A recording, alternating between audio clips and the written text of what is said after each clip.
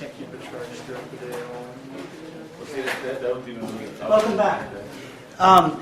Last time the way I look at what we did last time is we started with Maxwell's equations in integral form, and we used the divergence theorem and Stokes' theorem to get them in differential form. When we did that, we sacrificed something because the integral forms hold macroscopically for any shape, volume, and loop that we can think about. And what's disappointing about that is we've lost the special case. Well, differential equations only hold at a point. And think through the application of divergence theorem and Stokes' theorem, because that's where that statement comes from.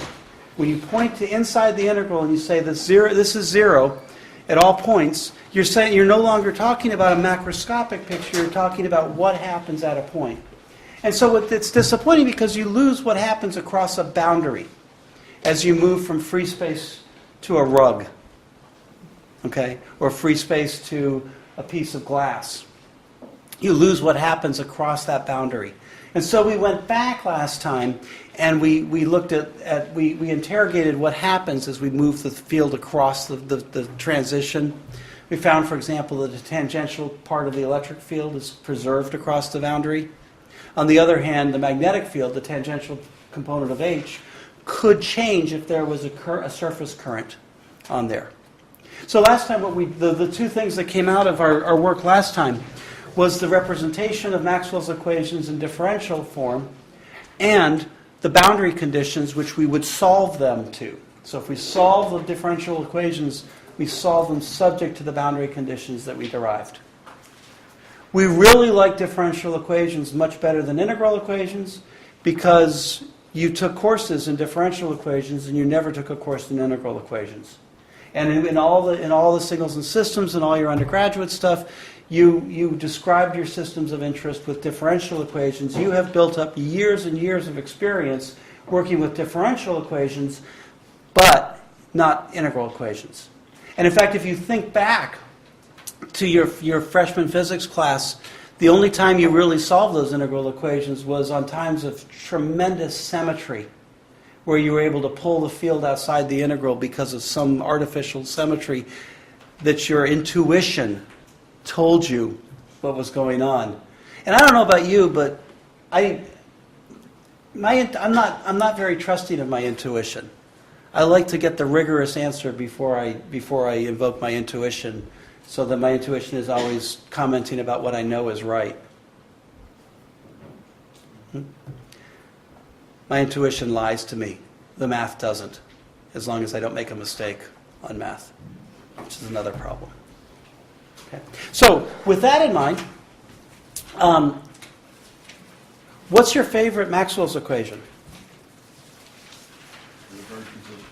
No. I'm putting her on the spot. Don't help her. I'll come to you later.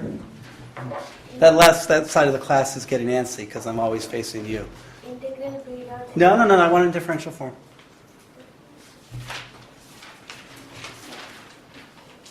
Your favorite one. The one you're never going to forget after tonight. Divergence of B 0. Okay, good. That's everyone's favorite when I ask this question. The divergence of B is equal to 0. Actually, I'm going to be really cool tonight. I'm feeling kind of, macho. So I'm going to put the approximately sign in there. And what do I mean by that approximate sign?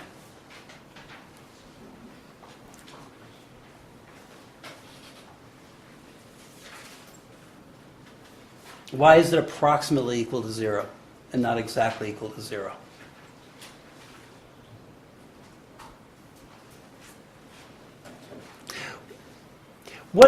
There's another equation that looks a lot like it.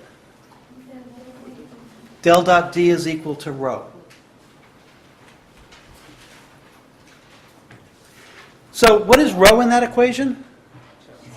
Charge. It's free charge. So it's a bunch of electrons hanging around looking mean on the street corner. Right? And I don't know how well you know electrons, but that's kind of the way they are. And so the response to those electrons, that group of electrons, that charge density, is an electric field. Okay? Those electrons have a negative charge on them. Right? They've got a negative charge on them. And so if I could also have a set of positive ions, and those could be hanging around the street corner too.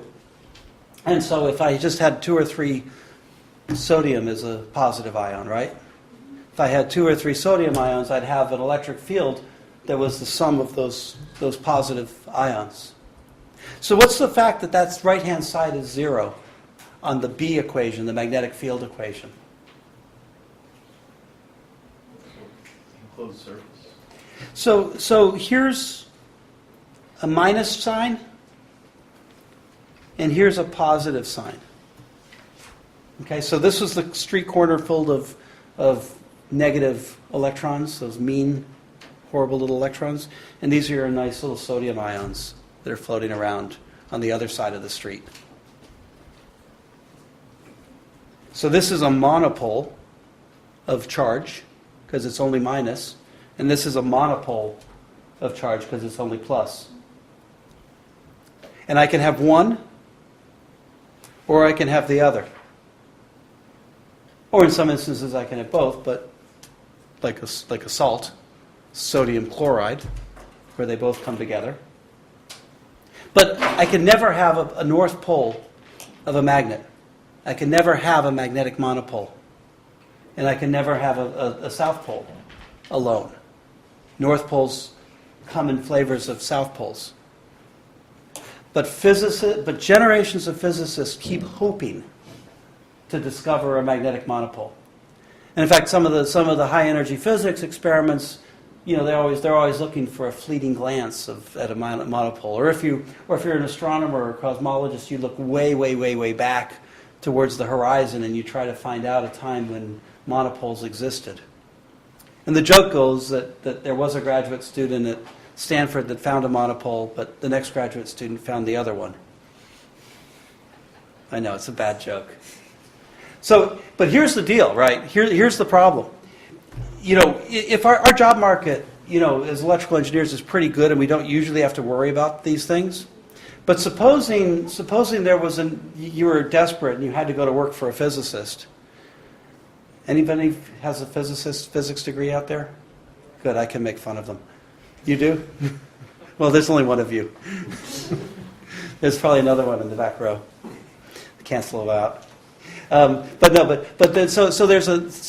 if you wanted to go to work and try to find a magnetic monopole, then if you started with this equation, you'd be lost right off the bat.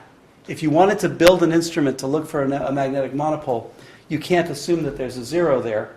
What you would do is you would assume that there was a charge density of magnetic monopoles. Okay? I point that out because the left-hand side of these equations look really, really symmetrical. They look like they really belong together. But then when you take into account this north pole, south pole of a magnet always coming together, giving you a 0 there, versus charges that can exist free by negative and free positive, all of a sudden you've broken your symmetry. You've made things different. And so there's something troubling about the fact that there's a row there and a 0 there. There's something that's asymmetrical about those equations. Now the physical meaning of this is that the electric field has a divergence away from the charge. So if you have a point charge, think about all the lines of the electric field that are going out away from it. That's sort of what helps us understand what the divergence operator is doing in the context of this simple equation. If I have a north pole and a south pole, has anyone ever either done the experiment or seen the YouTube experiment of putting a bar magnet and then iron filings on a piece of paper above it? I'm sure there's a YouTube video about it. Or you can buy a magnet and iron filings. That's what we did when I was growing up. Took a long time to get a nail in a file, and those field lines do something like that, right? And certainly that's the nature of the North Pole and the South Pole of the Earth. And so these guys kind of are spiky, looking like a porcupine, and these guys wrap around themselves. So think about sort of the relationship between the lines of electric field from a charge particle and the lines of magnetic field from a dipole, from a magnetic dipole, from a north pole and a south pole. Think about that. There's fundamental differences. I would even argue that these guys here are perpendicular to those guys there. In some limit, if these guys get very small, there's one looks like a circle, and the other looks like a porcupine. If I can digress another one, do all planets have magnetic fields? It's one of the great mysteries of astronomy that only about half of the planets in our solar system happen to have a magnetic field, a north pole and a south pole. And why one has and one doesn't have is not obvious to people. So it's really an interesting argument for trying to understand where these, what the origin of the magnetic field is. This university started it started as the Southwest Center for Advanced Research, and even back then, there were huge influences of Texas Instruments. Eric Johnson was one of the founders of the Southwest Center for Advanced Research. And so one of his main products at the time were magnetometers to first look for submarines in the War of the North Atlantic during World War II, and later to look for oil. There's still a company today that traces its lineage to those early magnetometers. The first hire at UT Dallas was Polycarp Kush, who just won the Nobel Prize for measuring the spin of the electron. And then subsequently, when the 60s hit, the space race hit after Sputnik, we populated our faculty with world-class space scientists. And their instruments go to Mars, the Moon, all through space. And one of the really interesting physicists at UT Dallas took the impact so you have the nice magnetic field from the Earth, North Pole and South Pole. People like to say that life exists partly because of that, and partly because those field lines constrain the ions in the atmosphere and add some measure of stability. But now you throw this nice dipole, this nice magnetic dipole with all of its charges around, you toss it in front of the sun. The sun is a little bit like a blast furnace. And there's a solar wind that comes off the sun of charged particles that's just really intense and really damaging. It makes the space outside of our atmosphere rather a harsh and hostile environment. And so that solar wind hits the nice distribution of ions, and it creates, you're going to love this, it creates kind of a comet-like shell, right? Those of you who are new to UT Dallas, that's our mascot. So it creates this comet-like, and it comes from the solar wind hitting the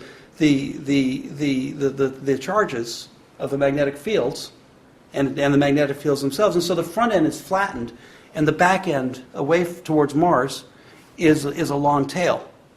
And embedded in that is a line of zero magnetic charge.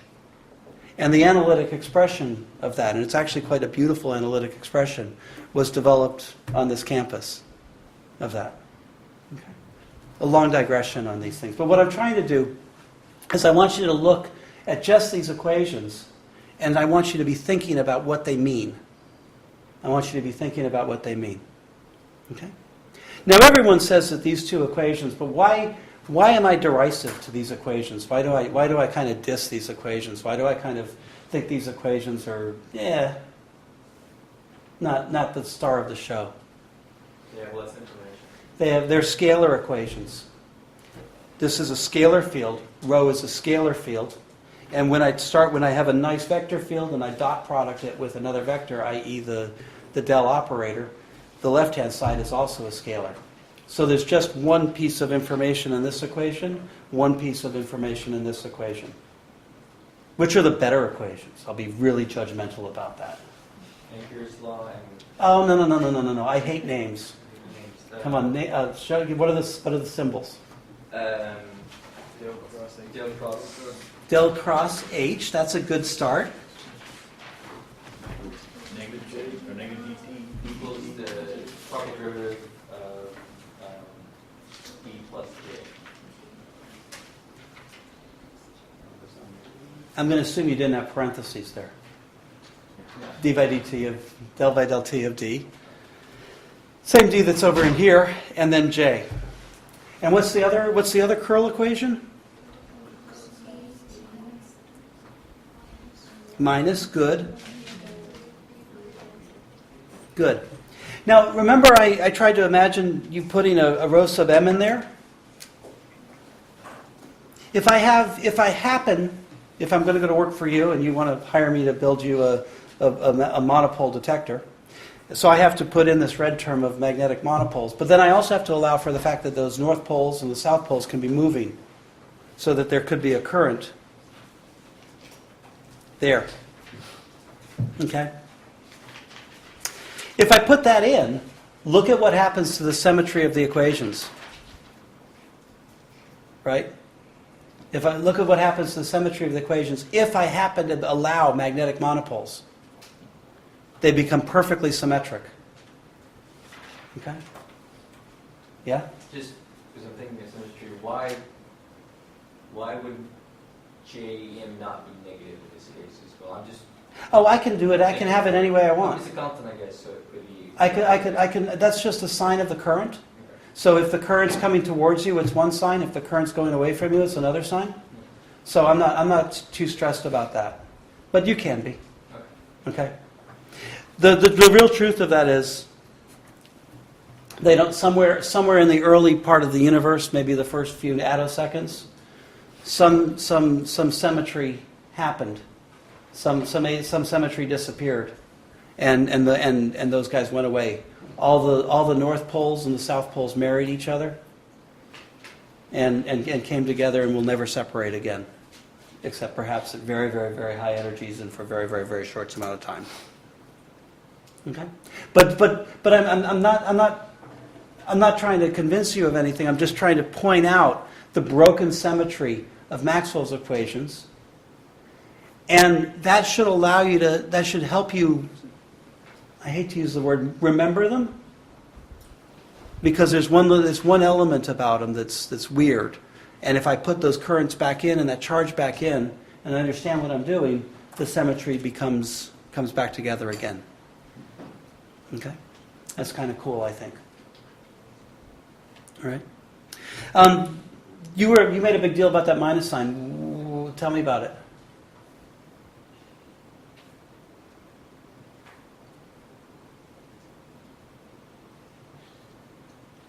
Well, let's look at the equations. Let's look at the equations, and I think I went through this last time with the integral equations, but it's cleaner and neater with these differential equations. Rho is charge. J, I think we talked about it prematurely. It's moving charge, right? So this is charge and this is current. The way I look at this. The way I look at these equations is if I have charge and or moving charge, then I have forcing terms on this set of differential equations. These differential equations are first order in space and first order in time. And what makes them forced or driven or inhomogeneous, is that the word you learned to use in differential equations class? I don't use it because it's going to mean something different for us in this class. But the forcing terms are rho and j. The response to rho is an electric field. The response to j is a magnetic field. Okay? The response to rho is an electric field. The response to j is a magnetic field. If J is changing as a function of time, then H will also be changing with respect to time. And if the magnetic field is changing with respect to time, there'll be an electric field. And that electric field will also change with respect to time. So these two terms here are the coupling terms. Let me scribble a little bit here.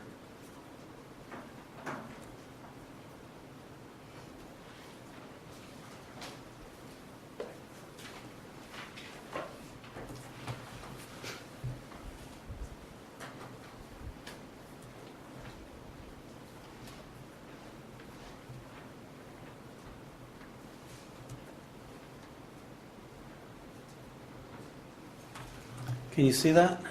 Yeah. So these are the forcing terms, and these are the response terms. Ugh. Those are the responses to the forcing terms. And if things are changing with respect to time, and in this class they almost always will, you're going to have these two terms as coupling terms. The d by dt and the d by dt are coupling terms.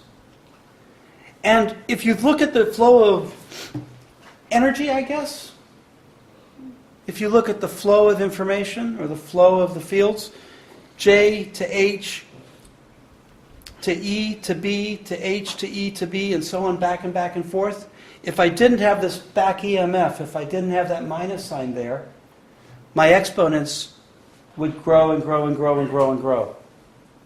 So what this minus sign does is it's essential for the stability of the equations.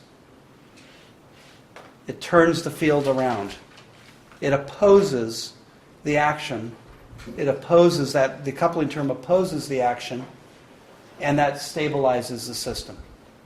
So from a bounded input, bounded output perspective, that minus sign is key. Bounded input, bounded output, where the heck have you heard that before? Yell it out. Systems and controls. Systems and controls. Did you study that? Did you study the state space representation? Did you? Yeah. Does this look like a state space representation if you're willing to accept the first derivative in space versus the first derivative in time? So Maxwell's equations is a very simple set of equations. The electric fields and the magnetic fields are merely written in state space representation. How many of you have studied control systems? And how many of you have heard the word state space? Yeah, about half of you. And that's a little bit more than average for this course. And so I'm not trying to alienate the other ones, the other people, but to you guys, you've studied systems like this again and again and again. Okay? And to the rest of you, you can just be happy that state space system is just a bunch of coupled first order differential equations. Okay, that's my hand waving, trivialization of how many weeks of state space representation did you go through? In one swell. But let's see, I've made physicists mad at me. I've made all the control systems people mad at me. Can I see the rest of your hands again, just so I know who my friends are? I'll get to you guys later. Again, let me emphasize that D and E are the electric fields, and B and H are the magnetic fields. And in this course, we don't make a huge distinction about them. We don't make a huge distinction between D and E, and we don't make a huge distinction between H and B. Okay? I've said that I have very strong preferences, that I like E and H. For one thing, their magnitudes are bigger. And we're in Texas, so anything bigger has to be better. But more diplomatically, E in MKS units is volts per meter. And H in MKS units are amps per meter. And so it's really nice when you're struggling through the intuition of a problem in electromagnetics as an electrical engineer to cling to our volts and our current, our amps and our volts. It's a really comforting thing, I think.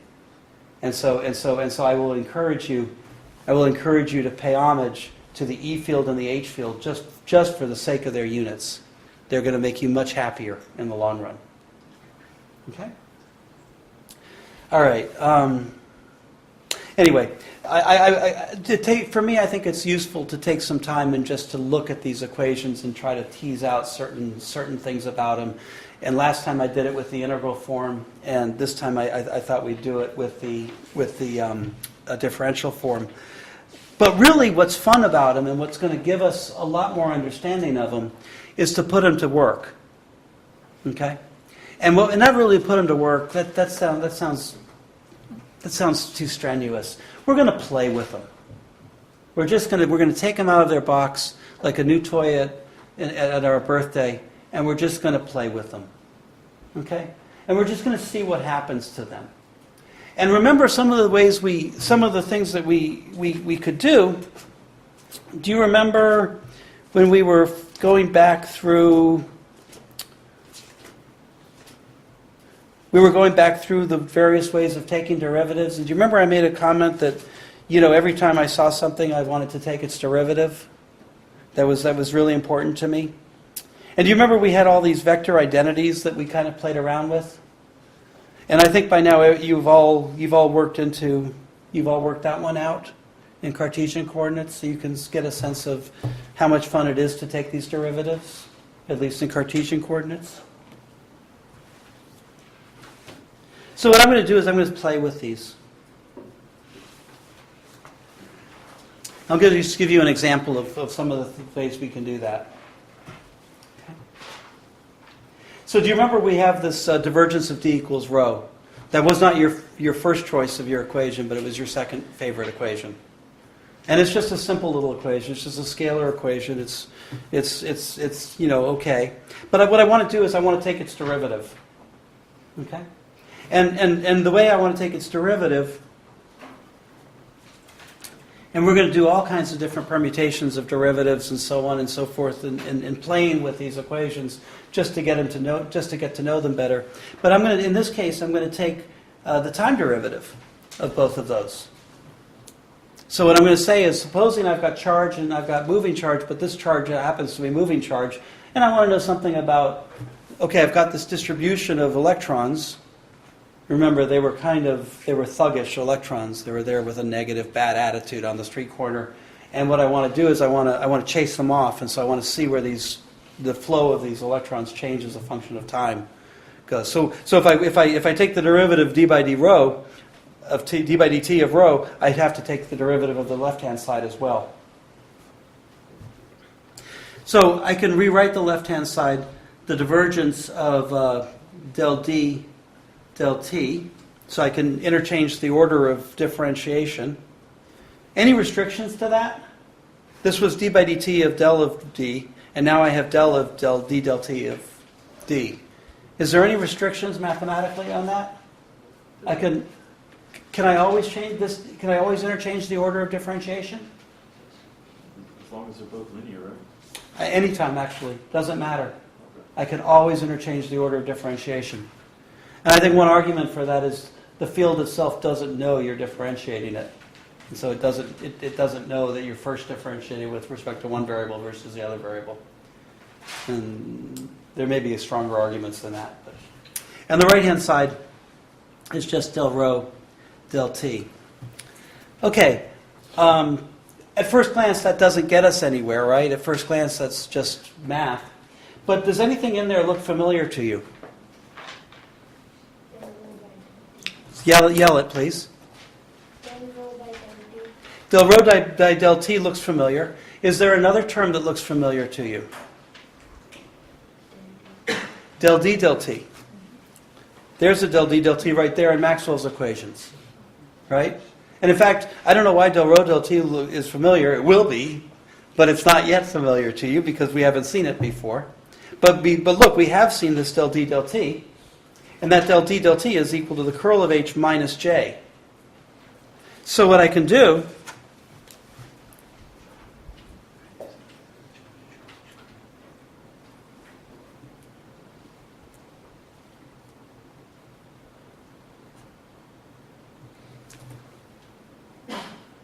is take the information take the information in this Maxwell's equations and insert it into what I did with this equation. Right? So now if you think about state space representation, what I'm doing is I'm taking the information in this equation and I'm mixing it back in, I'm folding it back into the other equation. So I have higher order derivatives, so I'm sacrificing my nice neat state space equation, but I've got higher order derivative terms, but that's okay. Okay? We may learn something that way.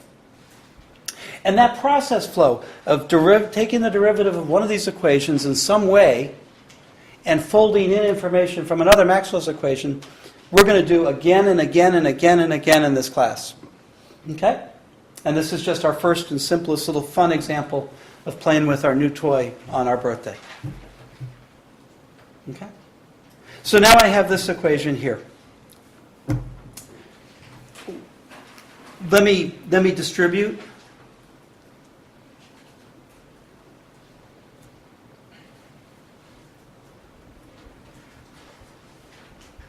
So I just took the dot product of both of these separate terms.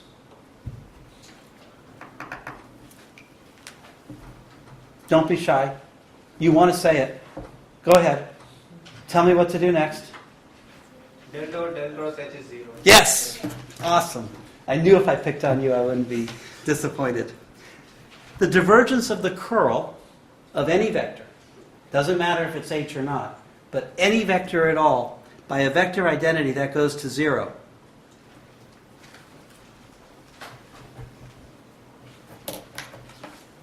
Okay? Now I'll rewrite this. The divergence of J, how the current field changes with space, how it scatters and moves with space, is equal to minus del rho del t. Okay? So the rate of change of those electrons on the street corner, those thuggish, ugly electrons that are kind of harassing you, if somebody runs after them and they scatter, their movement, their change in the density as they scatter off the street corner creates a current, creates a divergence of the current. So the change of the current is proportional to the rate of change of the charge. The way I say this is moving charge is current. Moving charge is current. If I have a d rho dt, then I have to have current. Because this is called a continuity equation, or it's a conservation of charge equation. It's a conservation of charge equation. Okay. So embedded in Maxwell's equation, because there was nothing I did but just take some derivatives and use some vector identities that always hold. Embedded in this set of equations is the conservation of charge property. So one of the things that we teased out of the meaning of these four equations was the fact that charge is always conserved. The current, and if I have current, I have to have a rate of change of charge.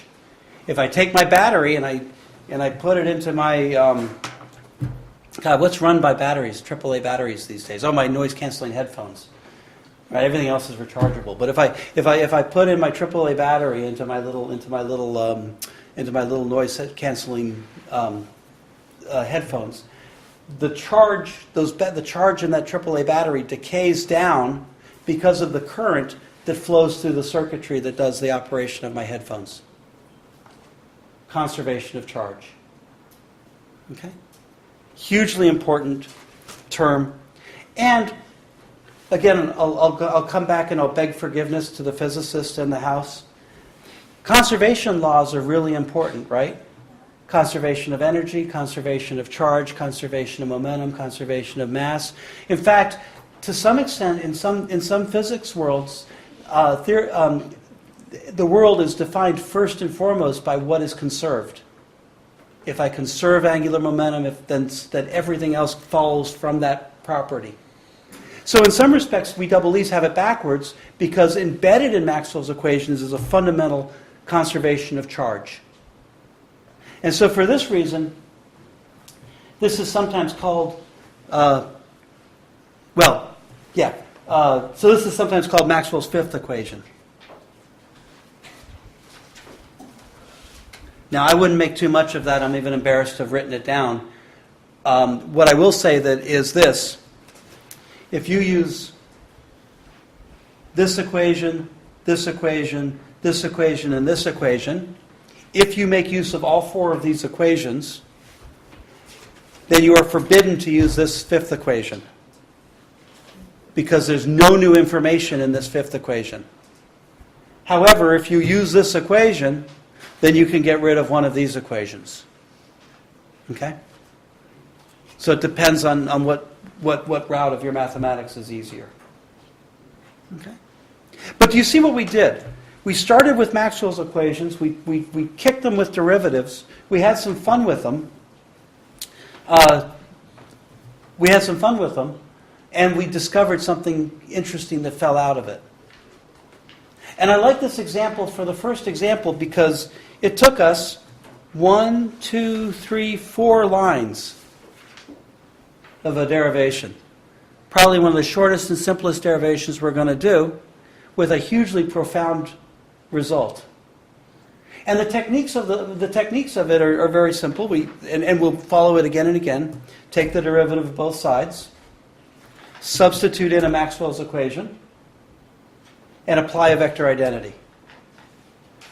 We're going to follow that playbook even when our derivations are 3 times or 4 times as long. Okay? So the result is really useful and interesting, but the process flow that we use to follow it is something that we'll just get used to. So it's nicely illustrative of that. Okay.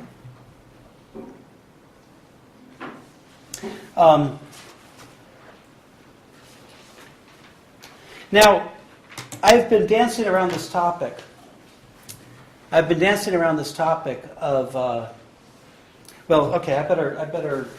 do. My goals for the next few lectures is to give you all of electromagnetics in one place. And so just on that principle, I'd better remind you, I'd better write down our boundary conditions just so that I can number these.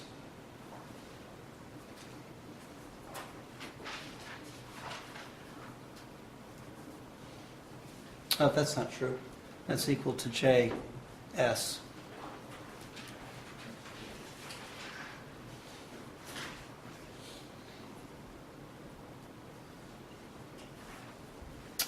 And N dotted with D2 minus D1 is equal to rho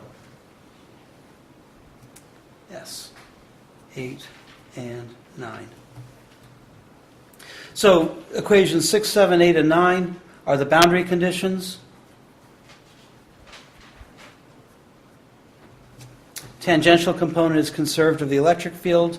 The magnetic tangential component can be changed if there's a surface current. The normal component of the D field can be changed because of the charge source term, and because there's no magnetic monopoles, the normal component of the B field is preserved across the boundary.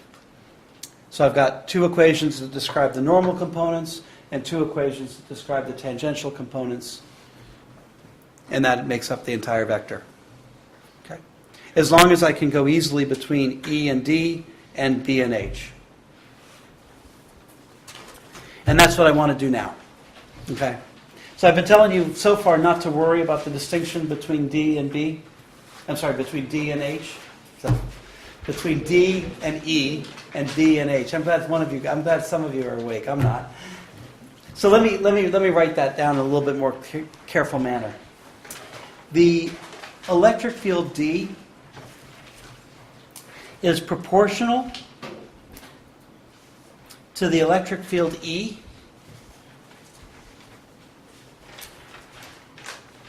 plus a whole nother vector called the polarization. And that's equation 10. B is proportional to H plus a whole nother vector called the magnetization.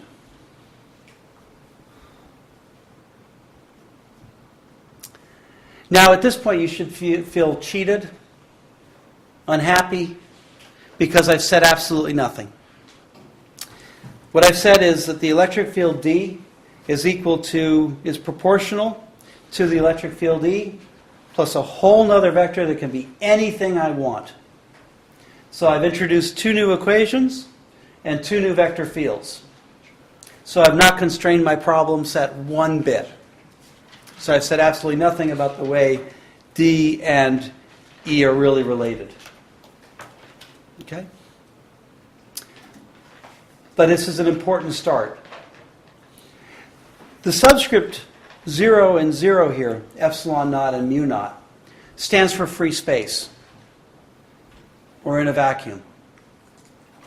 So the structure of these equations is very, very nice.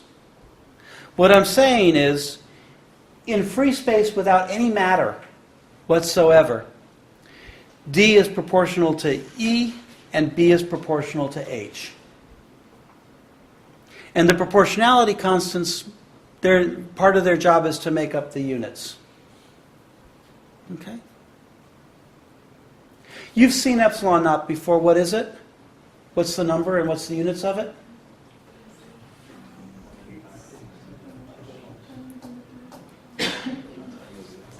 Can you say it clearly for me? 8.8 times 10 to the minus 12 farads per meter. Where on earth have we heard the unit of measure farads before? Capacitance. Capacitance. But we usually think of a capacitor as having a structure, like a parallel plate capacitor or a wrapped cylindrical capacitor. And now I'm just saying in free space, there's a capacitor that's worth about 8 or 9 picofarads per meter.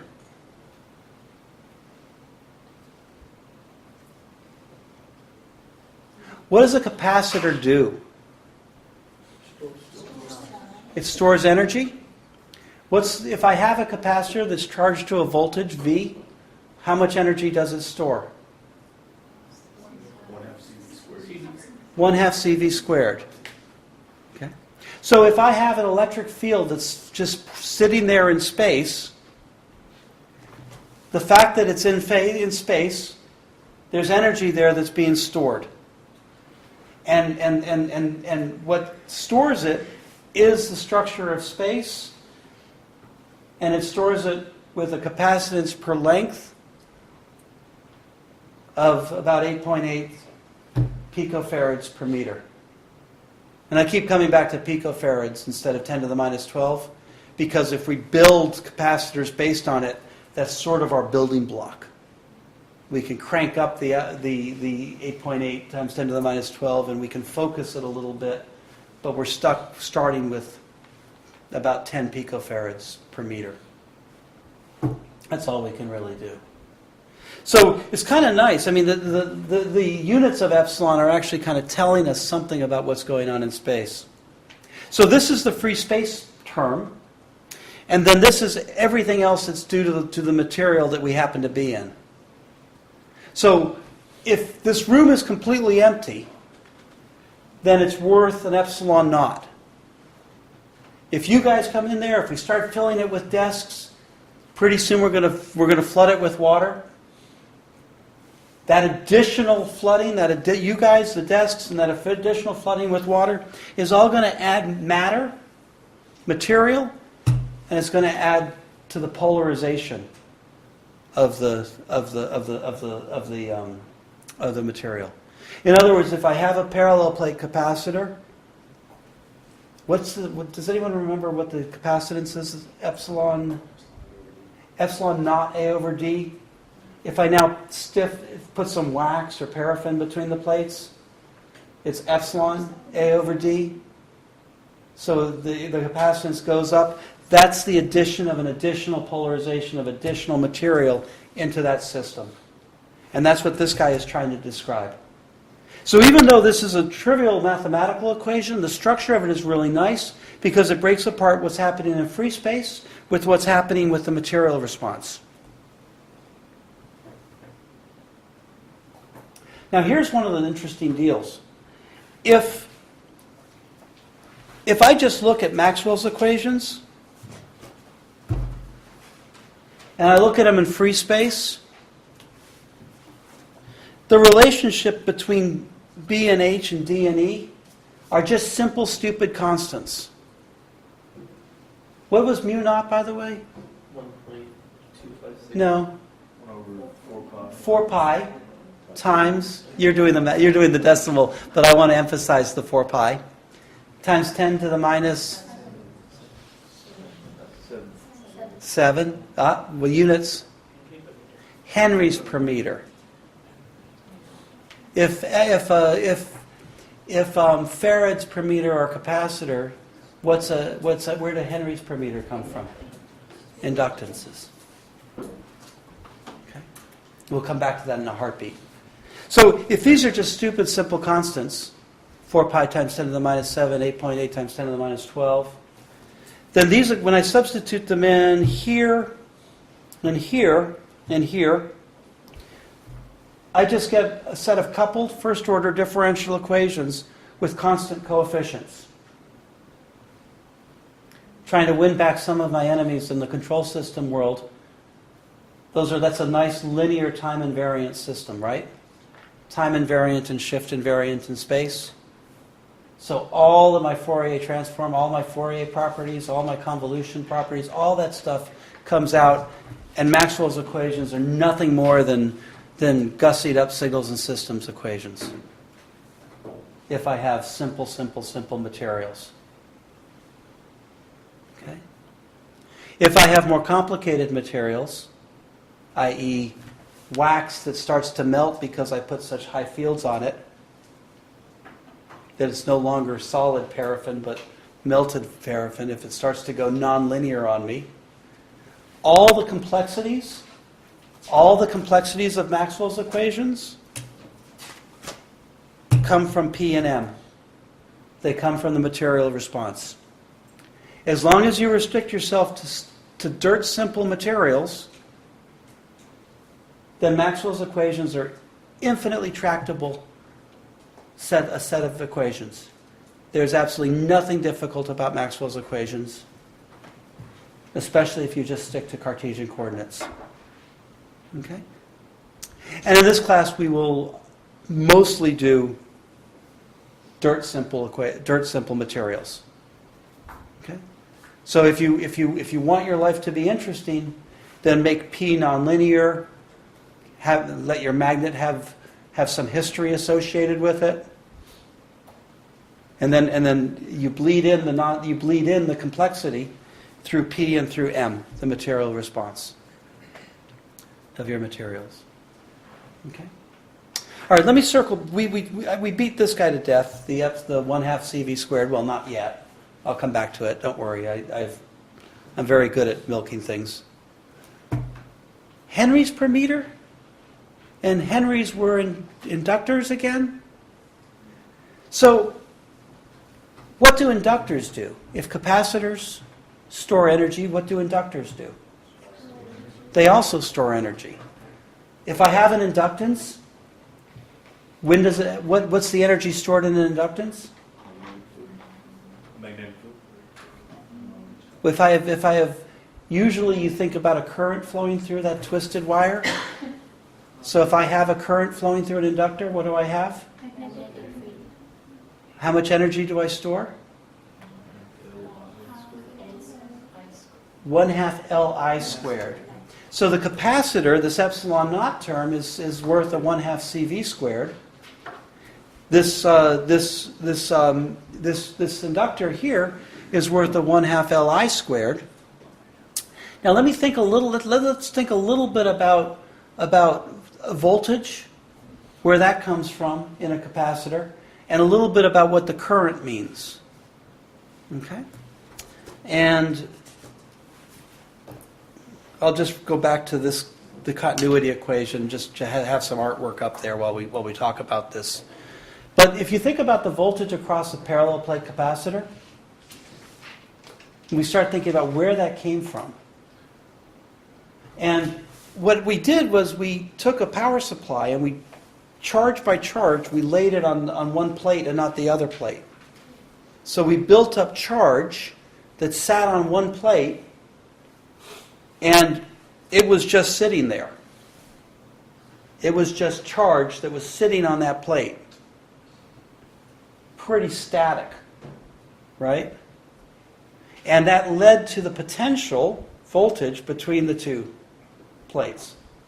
So I'm going to argue to you today, next week, and many times in the future, that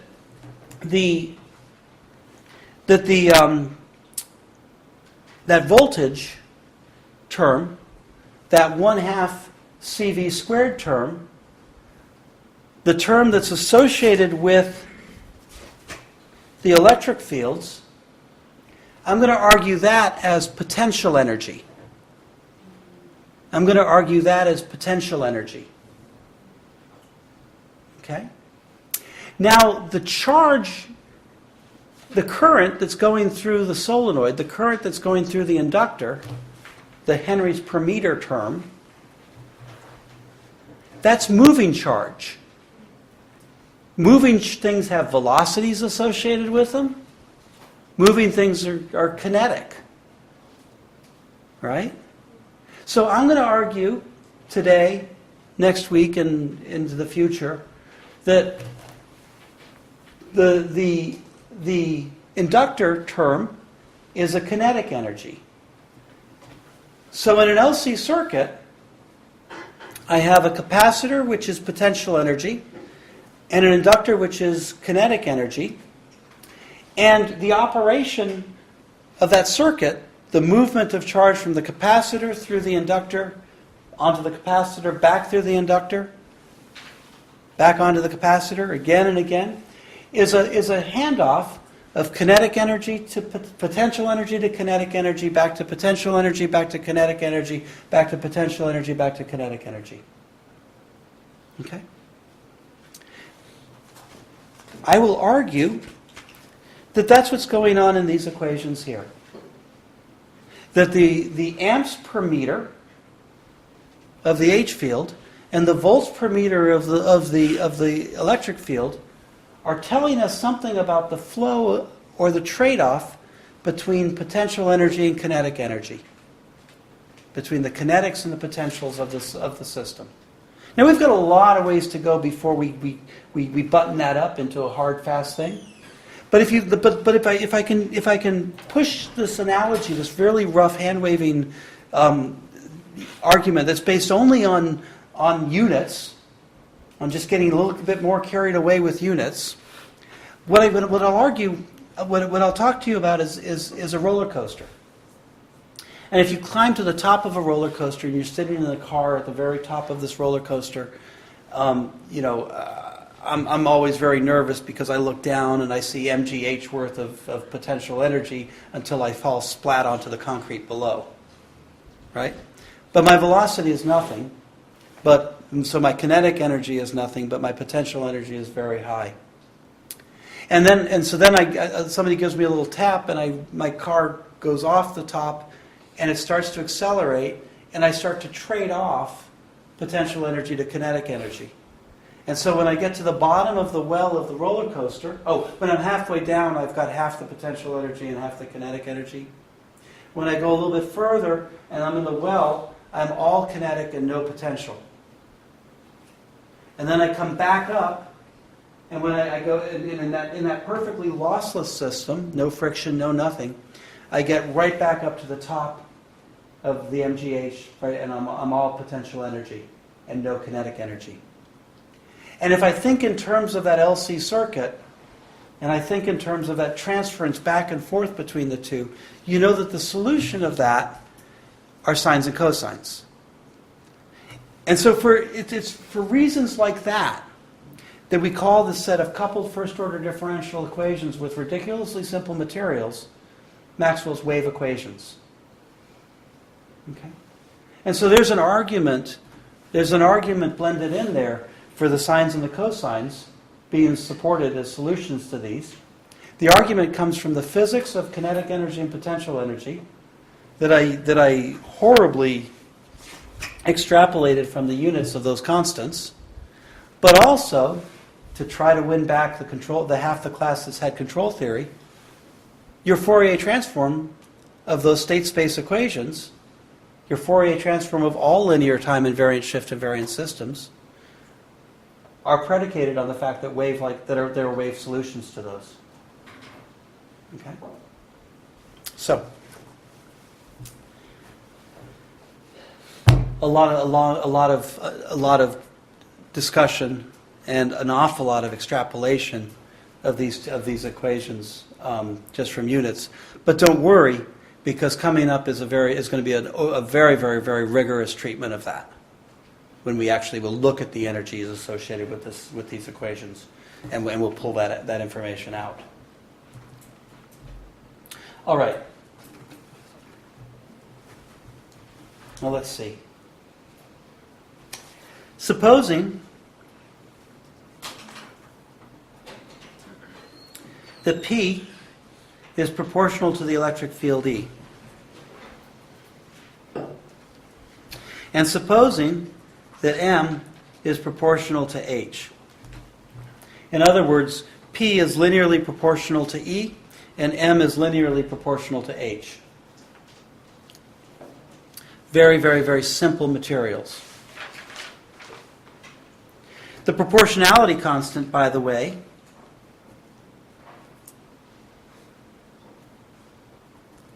is almost always written by the Greek letter chi. The Greek letter chi. And these are called the susceptibilities. So the electric susceptibility and the magnetic susceptibility.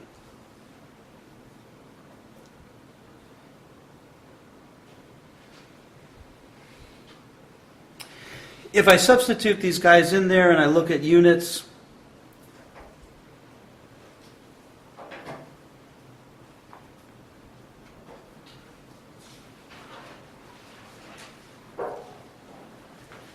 I think I need a chi, an epsilon naught, and a mu naught there. Sorry.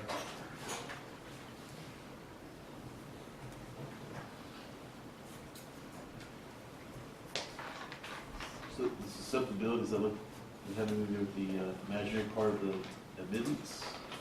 Almost. I'll talk to you about it in a second. Don't worry.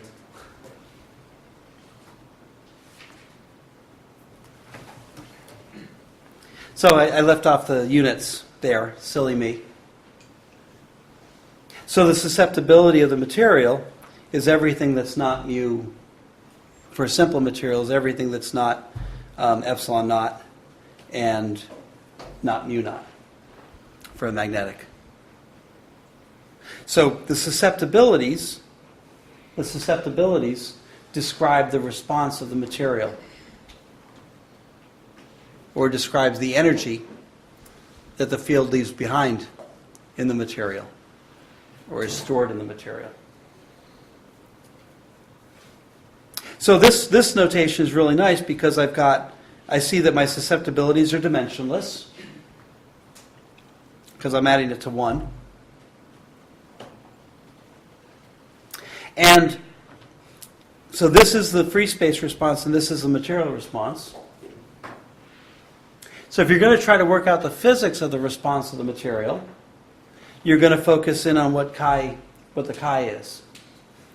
And then when you take that material response and you bring it back into the EMAG equations, you add 1 to it, you multiply by your units, and you substitute into Maxwell's equations. So you eliminate D and B. And then this also tells you a little bit about, sometimes you talk about epsilon instead of epsilon naught.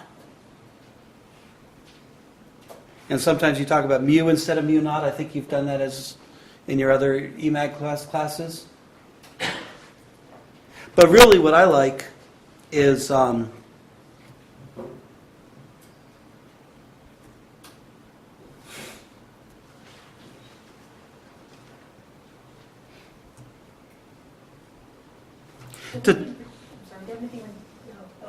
sorry, thank you. Yeah, yell at me. Throw something soft at me so that I remember that. What I really like to do is I like to, instead of talking about epsilon and mu, I like to break it out into an epsilon naught and an epsilon r, the relative dielectric constant and the relative permeability. Notice that epsilon r is this 1 plus the susceptibilities, and mu r is this 1 plus the susceptibilities. And the reason why I like to do it this way is all of us remember 8.8 times 10 to the minus 12 farads per second, or 4 pi times 10 to the minus 7 henries per meter. So all of us remember what the magnitude and the units are for epsilon naught and mu naught. And then look at this. This is dimensionless. So epsilon r and mu r are dimensionless. And so then we just have to know how much of a multiplier water is versus glass is versus Teflon is versus all the other materials. So it's easier as a practicing engineer to remember epsilon and mu naught. And once you break it up in this way, it's remarkable how easy it is to guess at an epsilon naught. I'm sorry, at an epsilon r or a mu r. Liquids should be a little less dense than solids, and so I'll have lower epsilon r's for liquids generally than solids. But I can bulk up my dielectric constant if I put salts and stuff in my water, so I can make it into seawater. Do you see how that kind of material thing?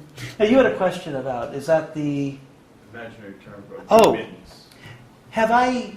I'm so sorry. Did I lead you to believe that there was anything imaginary about these equations so far? Have I said anything about the square root of minus 1? No.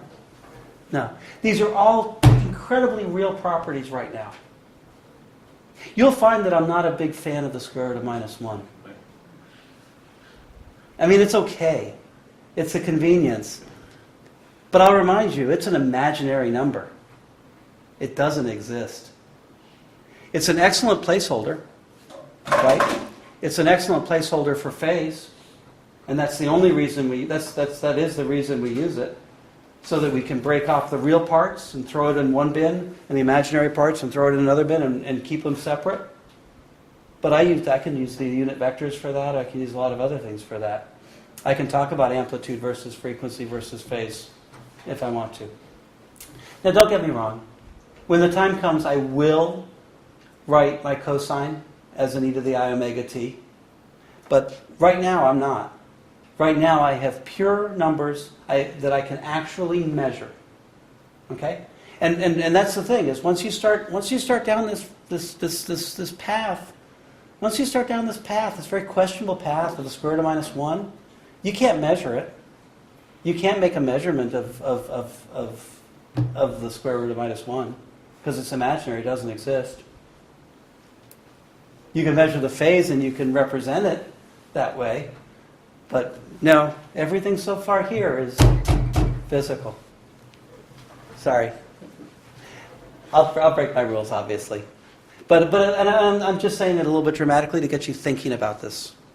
To get you thinking about this, about what exactly we're doing. There's a time and a place for when we will include the square root of minus 1.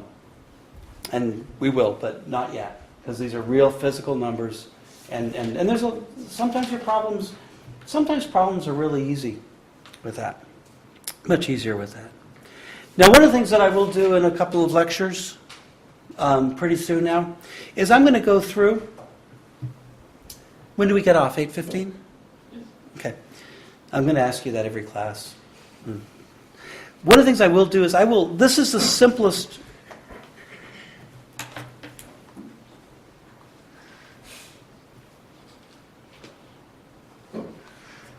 These materials are the absolute simplest materials. And so what I will do is I will go through and I will talk to you about the complexities of P and the complexities of M. In other words, when Maxwell's equations will become hard, they will become hard because of the materials, and I'm going to walk you through the different ways that material complexities will slip into the problems.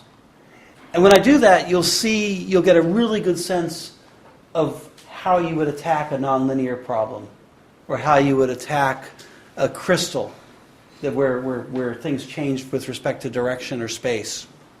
Okay, but I'm not going to do that right now. We're going to talk about most of this course is about the very simplest materials where these properties hold. Okay, but there is one little element, right? We were talking a little while ago about capacitors and inductors. We were talking about roller coasters, and we were talking about idealized situations where I started at MGH, I went through the valley, and I went right back up to MGH. Will that ever happen? Because there's you'll hear the rattle of the wheels on the tracks. The tracks will heat up a little bit, and the noise that I hear and the temperature that will come off of the tracks, that's energy that's lost to the dynamic system and goes into heat. If I have an L and a C, will that oscillate perfectly forever and ever? Because the wires have resistivity in them, and every time I move my charge from one plate of my capacitor through my inductor back to the other plate, I'm going to pay a tax of a resistor. And so I'm not going to have a perfect sinusoid. I'm going to have a decaying sinusoid. And so I have to have one more equation.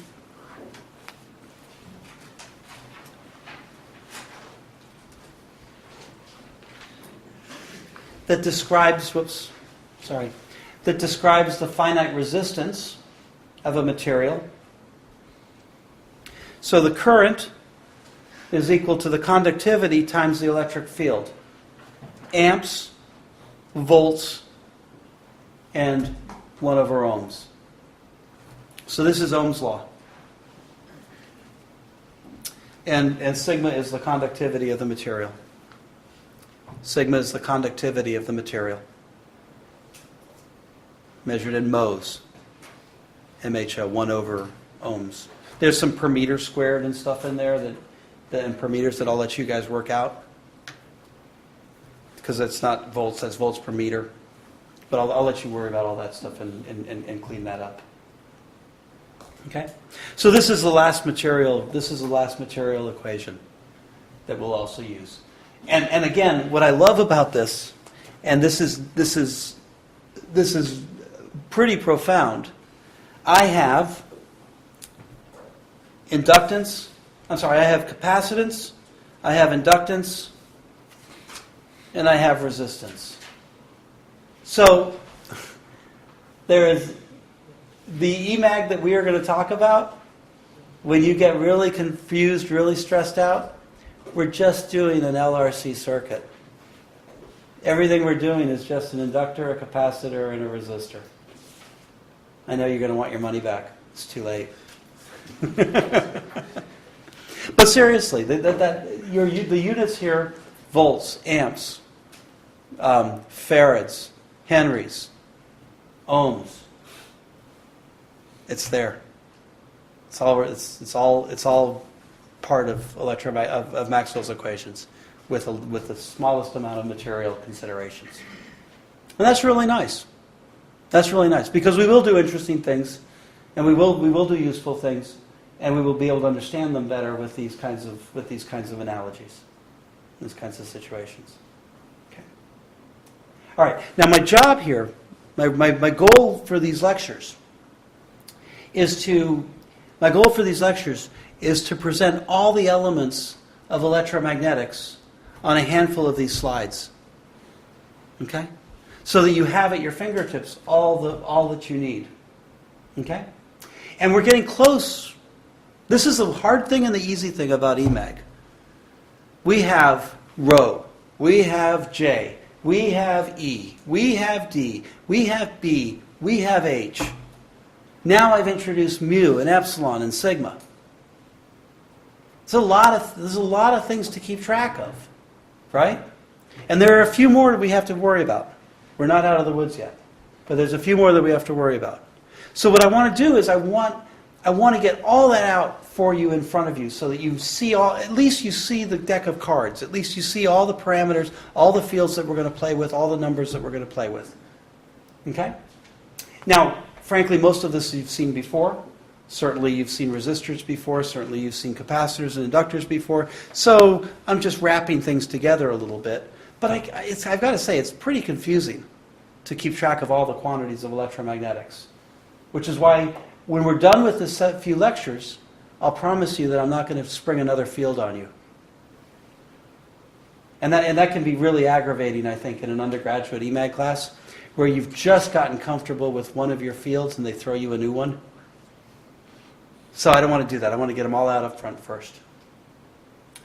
I want to give another interpretation. I want to help us understand another interpretation of the E field and the B field, the electric field and the magnetic field.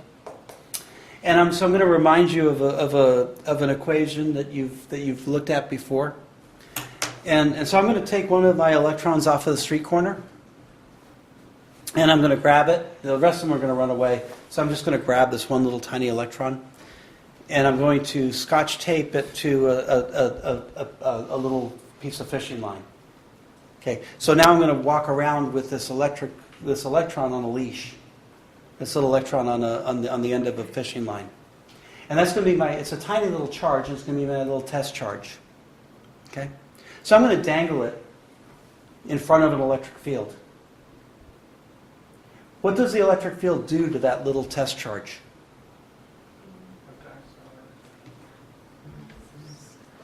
I can't hear you, so yell.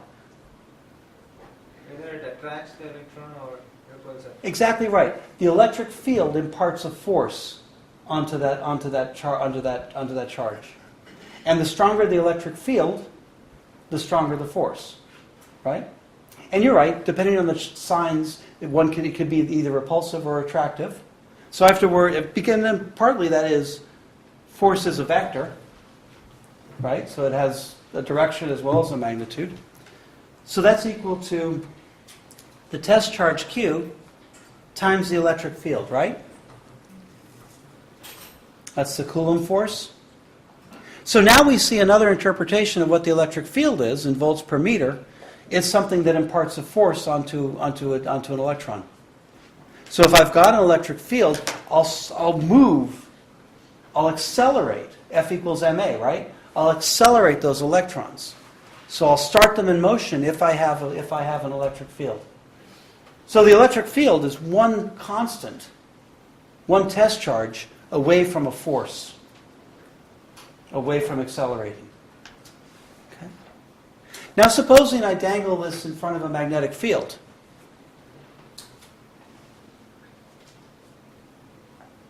A B field. What happens? Is it moving? Good question. No. Then nothing happens. All right, so I'll kick it. I have it on this little... I do this all the time. I grab electrons, I just torment them. So I've got this little electron on a string, and I slap it. And so now it's moving. And it's around a B field. What happens? What does it produce? There's another force on it. And there's some weird vector things. Remember VBF from high school physics? So it's plus Q V crossed B. So a B field and an E field give you forces onto an electron.